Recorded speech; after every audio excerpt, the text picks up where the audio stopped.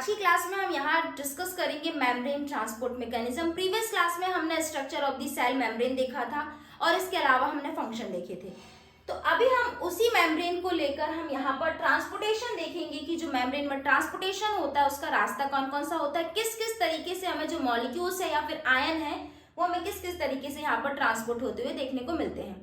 तो फर्स्ट तो हम यहाँ बात करते हैं इनके टाइप्स के। हमें 3 टाइप्स में देखने को मिलता है ट्रांसपोर्टेशन। फर्स्ट हम देखते हैं पैसिव ट्रांसपोर्ट, सेकंड हम देखते हैं active transport and third bulk transport. तो फर्स्टली हम एक एक करके डिस्कस करते हैं। तो फर्स्टली हमारा हो जाता है फर्स्ट पैसिव ट्रांसपोर्ट। तो पैसिव ट्रांसपोर्ट के बारे में हम जानते हैं पैसिव ट्रांसपोर्ट को भी 2 टाइप्स में डिवाइड किया गया है, simple diffusion and facilitated diffusion. जैसे कि हमने फ्लूइड मोज़ेक मॉडल में देखा था कि जो हमारा जो ये मेम्ब्रेन में हमने देखा था, सेल मेम्ब्रेन में देखा था कि जो हमारे ट्रांसपोर्टेशन या फिर जो मॉलिक्यूल्स है या फिर जो आयन है वो ट्रांसपोर्ट फंक्शन देखा था कि सभी के अलग अलग फंक्शन देखा था। तो इसी के चलते हम यहाँ पर ट्रांसपोर्टेशन देख रहे हैं। पैसिव ट्रांसपोर्ट में भी हमने फर्स्ट ट्रांसपोर्ट देखा सिंपल डिफ्यूजन। तो पैसिव ट्रांसपोर्ट क्या है, जिसमें मॉलिक्यूल्स या फिर आयन इजिली कंसंट्रेशन मतलब अकॉर्डिंग टू कंसंट्रेशन के high concentration to low concentration में अगर मॉलिक्यूल्स अक्रॉस हो रहे हैं या फिर ट्रांसपोर्ट हो रहे हैं, इसे हमने बोला है पैसिव ट्रांसपोर्ट। अब जैसे कि हम बात करते हैं यहाँ पर 2 टाइप्स किए गए हैं, simple diffusion and facilitated diffusion. तो सिंपल डिफ्यूजन की हम बात करते हैं कि सिंपल डिफ्यूजन क्या है।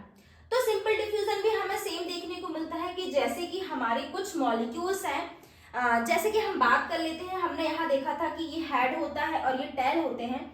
तो हेड हमने देखा था कि ये हाइड्रोफिलिक होता है और जो हमने टेल देखा था तो हाइड्रोफोबिक होता है, मतलब एक पोलर होता है एंड नॉन पोलर होता है, मतलब water loving and water hating. तो हम यहाँ बात करते हैं सिंपल डिफ्यूजन में हमें किस टाइप के मॉलिक्यूल्स अक्रॉस होते हुए देखने को मिलेंगे।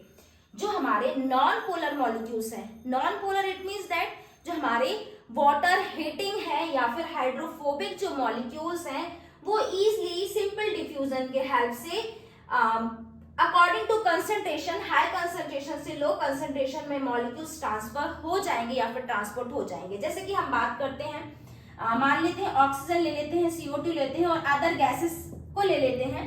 हम बोल देते हैं कि अगर मतलब ये जस्ट एग्जांपल में हमने ले लिया, लेकिन हम यहाँ पर बात करते हैं नॉन पोलर मॉलिक्यूल्स की। तो जो हमारे नॉन पोलर मॉलिक्यूल्स होंगे वो सिंपल डिफ्यूजन से मतलब नॉन पोलर से यहाँ पर अक्रॉस हो जाते हैं और यहाँ पर भी हमें देखने को मिलता है high concentration to low concentration में मॉलिक्यूल्स जा रहे होते हैं, तो उसे हमने बोला है सिंपल डिफ्यूजन।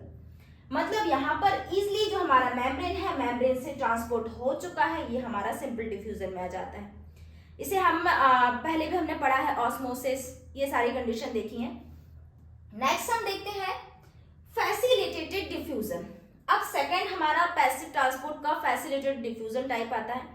तो फैसिलिटेटेड डिफ्यूजन की बात करते हैं, जैसे कि हमने यहाँ पर देख लिया कुछ जो नॉन पोलर मॉलिक्यूल्स थे वो तो डिफ्यूजन हो गया यहाँ पर, क्योंकि वो नॉन पोलर थे तो पोलर से नॉन पोलर से क्रॉस करके आ गए। अब हम बात करते हैं फैसिलिटेटेड डिफ्यूजन, ऐसे मॉलिक्यूल्स जो कि बोल सकते हैं कि जो हमारे पोलर मॉलिक्यूल्स में आते हैं। पोलर मॉलिक्यूल्स होंगे तो वो मॉलिक्यूल्स अक्रॉस नहीं हो पा रहे हैं इस हाइड्रोफोबिक के कारण, इस टेल के कारण।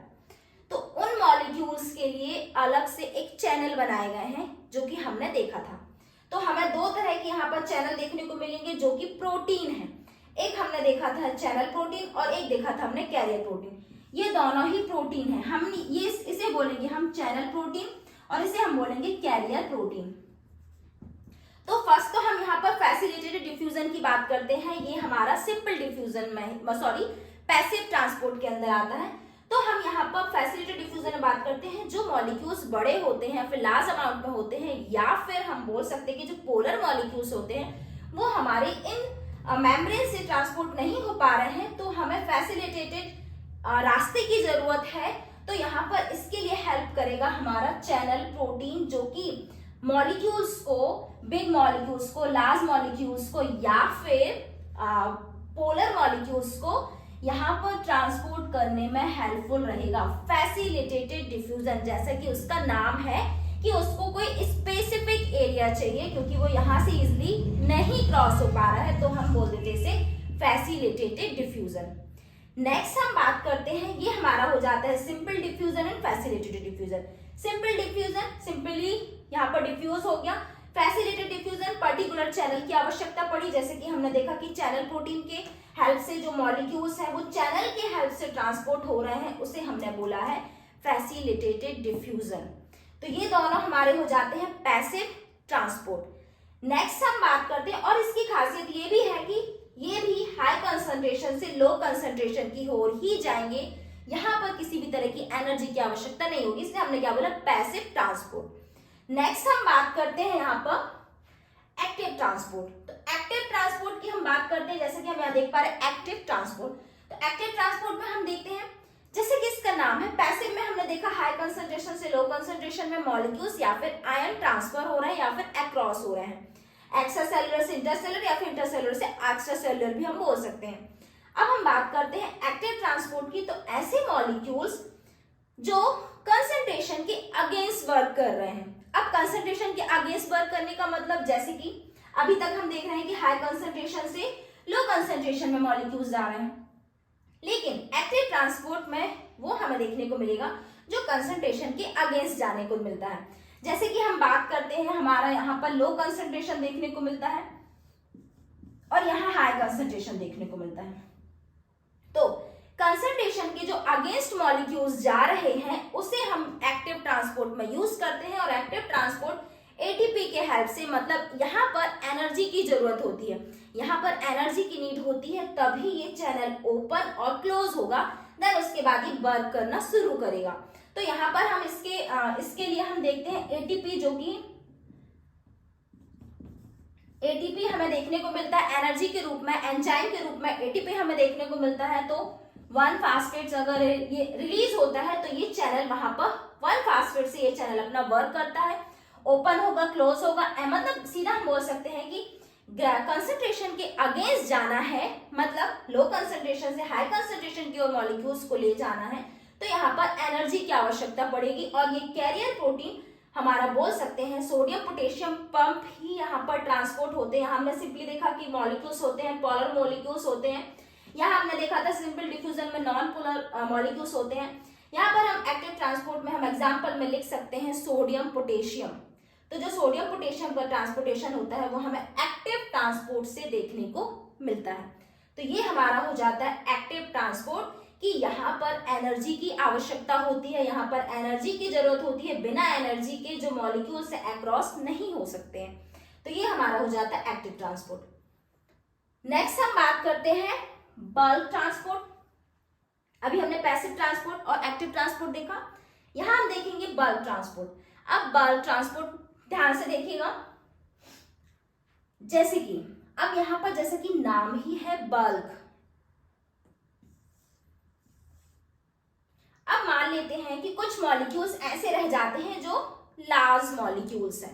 यहाँ पर पोलर नॉन पोलर की बात नहीं करेंगे, यहाँ पर बोल देंगे हम लार्ज जो मॉलिक्यूल्स होंगे, या फिर सेल डेब्रिस बोल सकते हैं, या फिर कोई माइक्रो ऑर्गेनिज्म है, तो वो ना इस चैनल से आ सकते हैं, ना ही सिंपल डिफ्यूजन की हेल्प से आ सकते हैं, ना ही सोडियम पोटेशियम। तो कुछ मॉलिक्यूल्स के जो ट्रांसपोर्टेशन होता है वो हमें बल्क ट्रांसपोर्ट की हेल्प से देखने को मिलता है। अब हम जैसे कि बात कर लेते हैं कि ये जो हमारा मॉलिक्यूल है, बिग मॉलिक्यूल है, तो हमें ये मॉलिक्यूल्स अंदर साइड को आता हुआ देखने को मिलेगा, तो वो अपना ही शेप बना के आएगा, मतलब इसकी साइज को ही चेंज कर देगा। साइज को चेंज करने का मतलब हम बात कर लेते हैं, ये हमारी मेम्ब्रेन है, मॉलिक्यूल्स आ रहा है, तो मॉलिक्यूल्स जो भी लार्ज मॉलिक्यूल्स है हमारे मेम्ब्रेन को क्रॉस कर रहा है, तो क्रॉस कर रहा है तो वो अपनी ही जगह बना के क्या हो जाएगा, एंटर हो जाएगा, अंदर साइड को हमें देखने को मिलेगा, मतलब वो इंट्रासेलुलर स्पेस में आ जाता है, मतलब सैक लाइक स्ट्रक्चर बना के वो अंदर साइड को, मतलब इंट्रासेलुलर स्पेस में आ जाता है विद लाइसोजाइम के, और ये अंदर आके ये क्या हो जाता है, डाइजेस्ट हो जाता है। या फिर हम बोल सकते हैं, और ये तो हमारा हो जाएगा क्या, अगर वो अंदर साइड को आ रहा है तो हम इसे बोलेंगे एंडोसाइटोसिस। अगर यही मॉलिक्यूल्स हमारे मेम्ब्रेन से बाहर जा रहे हैं, मतलब ये साइटोप्लाज्म है, यहाँ से बाहर साइड को जाते हैं, तो हम इसे बोलेंगे एक्सोसाइटोसिस। एक्सोसाइटोसिस मतलब सेम प्रोसेस होगी कि सैक लाइक स्ट्रक्चर हमें देखने को मिलेगा कि ये मेम्ब्रेन से क्रॉस होते हुए इन और आउट देखने को मिलेगा। ये हमारा हो जाता है बल्क ट्रांसपोर्ट। अगर आपको इसको और भी अच्छे से समझना हो तो अगर आप कमेंट करिएगा तो मैं 3D के हेल्प से इसको समझा सकती हूँ, बता दूंगी, लेकिन फिर भी एक बार और हम देख लेते हैं। जैसे कि हमने ये देखा सैक लाइक स्ट्रक्चर, जो ये मेम्ब्रेन है हमारी, ये सैक लाइक स्ट्रक्चर हम मान लेते हैं ये एंडोसाइटोसिस की प्रोसेस देखने को मिल रही है। ये हमारा कोई सॉलिड है या फिर सेल डेब्रिस है, तो ये मेम्ब्रेन से ये मेम्ब्रेन समझ लेते हैं हम। ये इस सैक लाइक स्ट्रक्चर इसने बना लिया,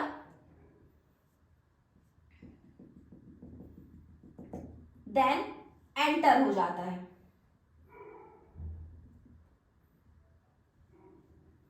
देन ये अंदर आ चुका है। ये हमारी मेम्ब्रेन हम समझ लेते हैं।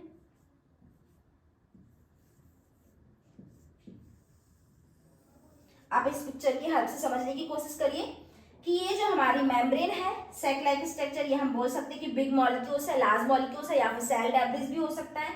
इसने सैक लाइक स्ट्रक्चर बनाया और ये अंदर साइड को आ गया, तो इसे हम एंडोसाइटोसिस भी बोल सकते हैं। इसे एंडोसाइटोसिस बोलेंगे। इसी प्रोसेस को हम बल्क ट्रांसपोर्ट बोलते हैं। अब एक इसमें दो खासियत और होती है, एक होता है एंडोसाइटोसिस और एक होता है एक्सोसाइटोसिस। एंडोसाइटोसिस में जो होता है, जो मॉलिक्यूल्स अंदर साइड को आते हैं, तो इसे हम क्या बोलते हैं, एंडोसाइटोसिस।